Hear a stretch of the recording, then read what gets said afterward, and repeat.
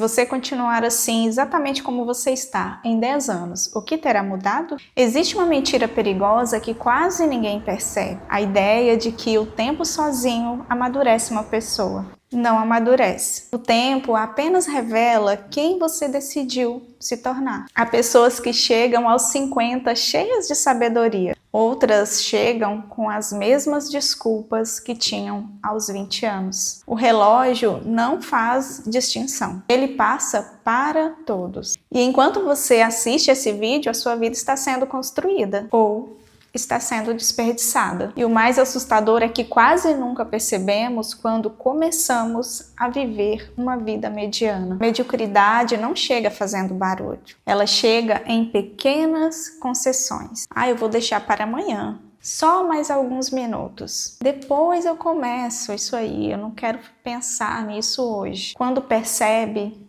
anos se passaram. Nesse vídeo eu quero compartilhar alguns princípios que eu considero fundamentais para quem quer viver com propósito. Não para produzir mais, nem para viver cansado, mas para chegar ao fim da vida e poder olhar para trás e sentir que não desperdiçou aquilo que Deus lhe confiou. Porque a disciplina não é um culto à produtividade, é uma forma de administrar a vida que recebemos. Antes de continuarmos, escreva aí nos comentários: quero viver com propósito. Essa pequena decisão ajuda você a transformar uma intenção em compromisso. E fique até o final. O último princípio costuma ser o mais ignorado justamente porque parece pequeno, mas talvez seja ele que esteja roubando anos da sua vida. A primeira mudança acontece quando você para de esperar oportunidades perfeitas, porque existe uma diferença entre esperar em Deus e permanecer imóvel. Eu até falei sobre isso no vídeo anterior. E muita gente confunde as duas coisas. Esperar em Deus nunca significou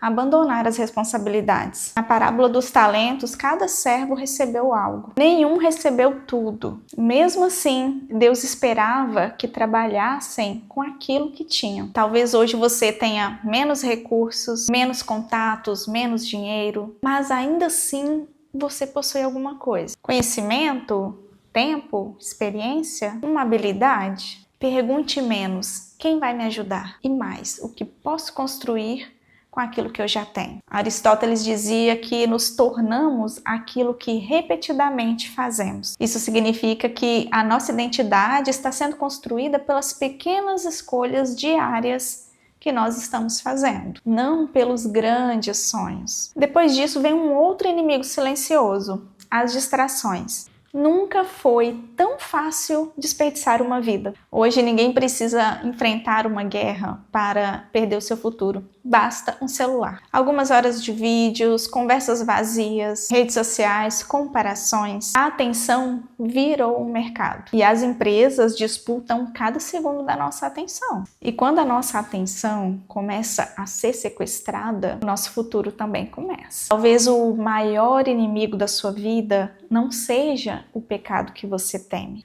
mas a distração que você tolera.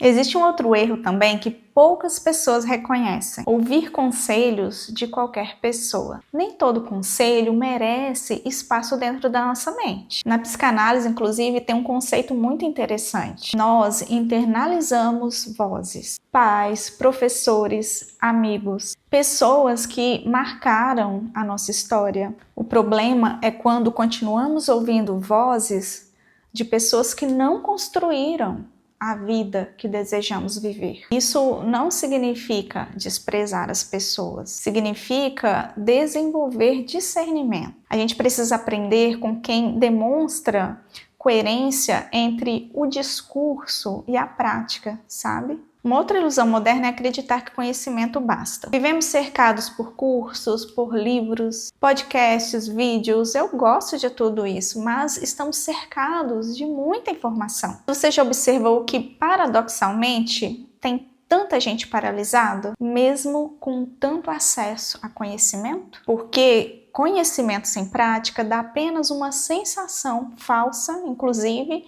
de crescimento. A pessoa sente que está evoluindo, mas ela continua exatamente onde estava. Santo Agostinho escreveu que muitos conhecem o caminho do bem, mas ficam presos aos caminhos dos velhos hábitos. Transformação acontece quando o conhecimento atravessa a inteligência e alcança a vontade. E é aí que nasce a disciplina. Não aquela disciplina baseada em culpa, em produtividade vazia, em peso, mas a disciplina de quem encontrou um propósito. Ainda um princípio que eu considero indispensável: proteja a sua mente. Isso é importantíssimo. Tudo aquilo que enfraquece a sua consciência cobra um preço. Hábitos que prometem aliviar a dor, mas cobram um preço muito alto, sabe? Lentamente tirando a clareza. Porque eles roubam energia, eles roubam liberdade. Nem sempre a gente percebe isso no começo, sabe? Mas depois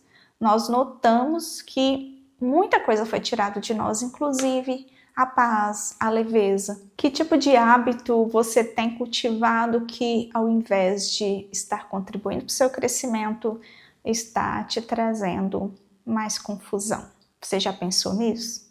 Vale também lembrar que nem toda exposição é sabedoria, você concorda comigo? A gente vive uma época que muitas pessoas transformam a sua intimidade em um espetáculo, mas a nossa vida ela não precisa ser constantemente exibida. Jesus deixa um exemplo para nós que ele operou milagres, inclusive, e pediu para que ninguém divulgasse, olha só. Ou seja, nem tudo precisa ser mostrado, porque existe força no silêncio. Existe força na espera, existe maturidade em preservar. E quero terminar com uma reflexão.